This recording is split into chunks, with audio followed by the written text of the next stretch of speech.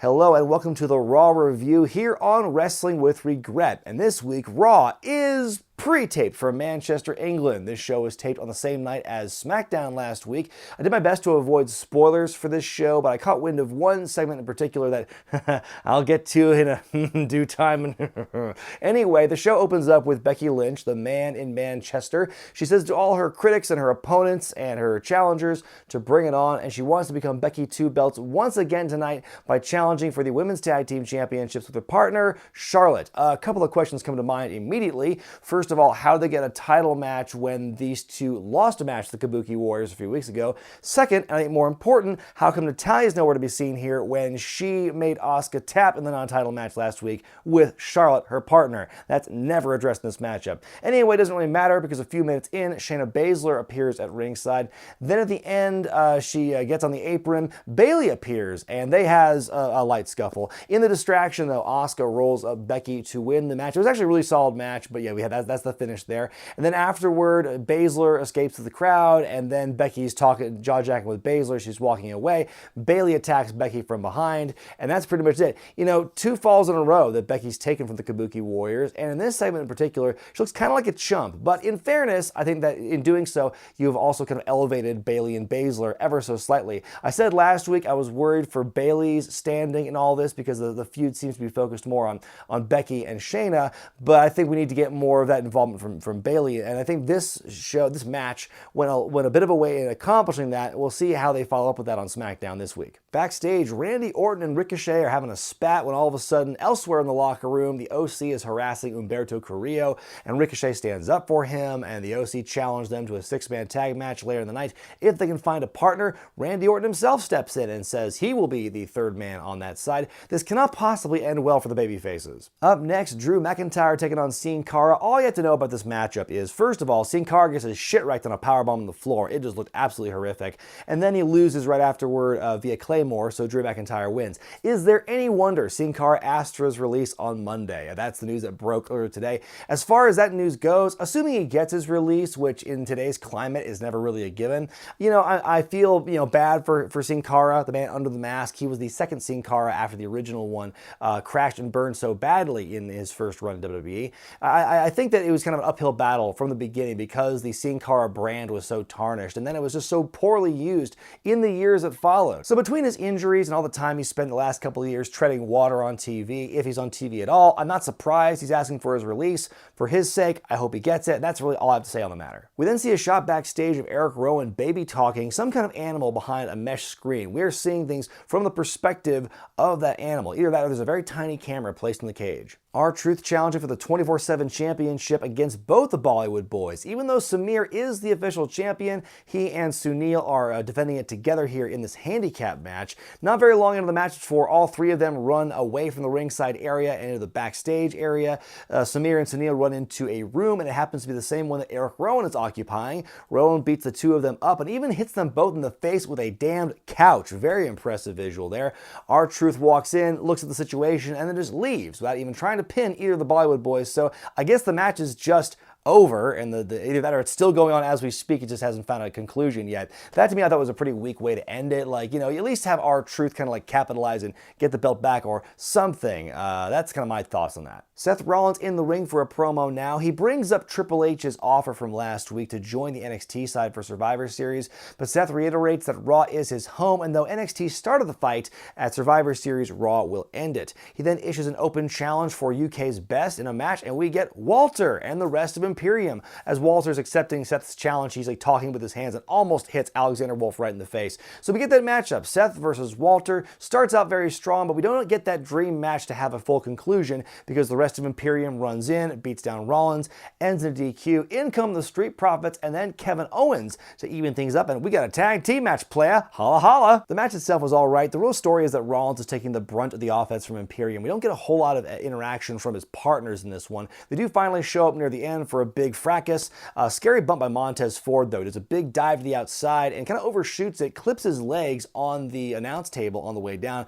Hope he's okay. The match ends when Rollins hits the stomp on Alexander Wolf to win the match for his team. It was, again, it was okay action here, nothing to write home about. I'm really disappointed that we didn't get that straight up Seth Rollins Walter match to completion. Andrade taking on Cedric Alexander up next. They mentioned during the intros that a portion of the proceeds from their merch sales on their website are going to go to this organization called Hire Heroes. Very nice of them to wait until almost the end of the day to make that announcement on TV, just get the last little drive for sales. By the way, speaking of charities that benefit veterans, I wanted to give you an update on the charity live stream I did for 2K20 a couple of weeks ago. I wanted to let y'all know that together you helped raise $200 for the FitOps Foundation, so thank you for that. Anyways, a short and sweet matchup. Andrade wins after an assist from Zelina Vega. What a shock. Then we go backstage to another brooding Aleister Black promo. He's definitely calling out someone specific, but it's spoken in riddles. So are they going to do something with this guy or what? Also, is it me, or do they always play these Aleister Black promos immediately following a segment featuring his wife Zelina Vega? It cannot be a coincidence at this point.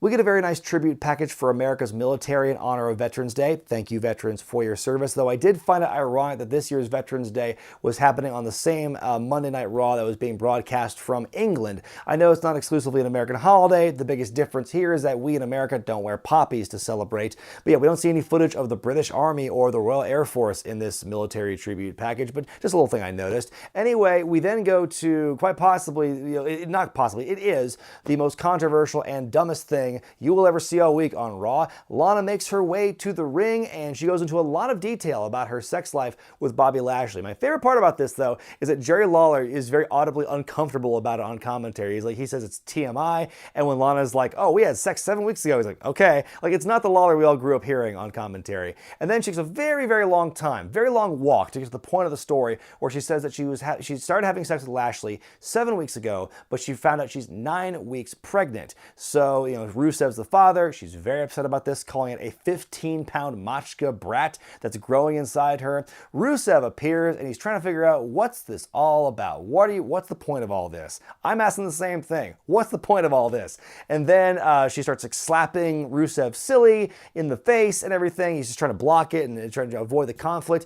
Lashley comes out. Lana rakes Rusev's eyes, which allows for Lashley to beat up Rusev some more. So Lana and Lashley celebrating on stage, and Lana goes, I can't believe he thought I was pregnant. Wait, what? So in the span of less than 5 minutes, we go from Lana's pregnant to she was making it up. In one segment, we find this out. So we had to sit through a shitty-ass promo, another boring Rusev beatdown, one of the 800 we've seen in the last month and a half, all for a pregnancy. You don't even call it an angle. It wasn't even an angle because it died in one segment. It was aborted from the start. If you're going to drop that bombshell, if you're going to go full Jerry Springer with this idiotic angle, then you might as well commit to it. Do this for several weeks before it's revealed that Lana lied about the pregnancy. I'm not saying that the pregnancy angle, it was a good idea, but it would have been something, and would have been something to keep this thing going for a little while longer. At least Terry Runnels and Stephanie McMahon had their fake pregnancy going for a few weeks before it was revealed to be a ruse. Once you've done this, once you've done the pregnancy angle and you pull it back right away, where do you go? This was just done for a Rusev beatdown. How many segments have we seen that already, where it ends with Rusev comes out to confront Lana and it ends with him getting his ass kicked? And now you've done the pregnancy thing. Where do you go from here? How do you top I'm pregnant? How do you top that in the storyline? What is the end game for all this? A prenup on a pole match? And son of a fuck, I just gave him an idea, didn't I? So after that bullshit, Eric Rowan comes out to take on Sunner Durson. He comes out with this animal in a cage covered in a burlap cloth so you don't see what it is. He puts it on the announce table, beats the local talent in seconds flat, grabs the animal, and walks off. So what's in that cage? Is it a snake? Is it a bloodthirsty rabbit? A rat named Misty? Inquiring minds want to know. One thing I will say though, I think it's kind of cool they gave Rowan so much airtime tonight, between that segment earlier on where he's talking to the animal from the perspective of the animal, to the segment where he beats up the Singh brothers, and then this matchup, as brief as it was, they gave Rowan a lot of screen time tonight, which is the most he's had since he moved to Raw, so good on them. Speaking of squash matches, the Viking Raiders take on Flash Morgan Webster and Mark Andrews, former NXT UK Tag Team Champions, and that one's pretty quick too. They get a couple of shots in on the Vikings, but ultimately Eric and Ivar win the day, so way to make NXT UK look good on the night, huh? Backstage Backstage, Ricochet confronts Randy Orton about his suspicions of betrayal, and then Orton tells him not to let him get into his head. We then go to that six-man tag team match for the main event as the OC take on Orton, Rico, and Humberto Carrillo. It's a good match here, and the whole story is they're trying to tease like when and if Orton is going to turn his back on his partners. We actually get a bit of a tease on that, though, because at the end, Orton looks to be getting ready to hit Ricochet with the RKO, but when he turns around, he hits AJ Styles with it instead, and then he tags in Humberto, who hits a very pretty moonsault on Styles to win the match for his team. And so then Orton just tells Ricochet, like, I do what I want, when I want. Then he walks off as we fade to black. My final grade for this week's Raw is a D. Not a very good episode of Raw, to say the least. WWE is known for phoning in their international shows more often than not. I wouldn't say that there was no effort put in this show, just a lot of effort that did not pay off. And I get trying to put as many faces on the show as you possibly can,